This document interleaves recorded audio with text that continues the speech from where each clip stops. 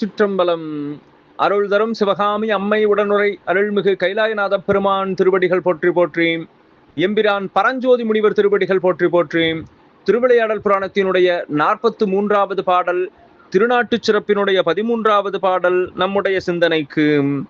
வரைபடு மணியும் பொன்னும் வைரமும் குழையும் பூட்டி, அரைபடும் அகிலும் சாந்தும் அப்பி இன்னமுதம் ஊட்டி, கரைபடு மருதம் என்னும் கன்னியை பருவம் நோக்கி, திரைபடு பொருணை நீத்தம் செவிலி போல் வளர்க்கும் மாதோ.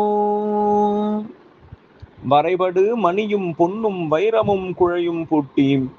அங்கே மலையிலே இருக்கக்கூடிய பல்வேறு விதமான மணி, பொன், வைரம் மற்றும் இருக்கக்கூடிய எல்லாம் சேர்த்து அழகாக அணிகலனாக அணிவித்து, அரைபடும் அகிலும் சாந்தும் அப்பி இன்னமுதம் ஊட்டி, அங்கே மேலும் அலங்காரத்திற்காக அகில் சந்தனம் போன்றவற்றை எல்லாம் குழைத்து பூசி, இன்னமுதம் ஊட்டி, அங்கே தன்னுடைய நீர் என்கின்ற அந்த இன்னமுதத்தை கொடுத்து, கரைபடு மருதம் என்னும் கன்னியை பருவம் நோக்கி, திரைபடு பொருணை நீத்தம் செவிலி போல் வளர்க்கும் மாதோ.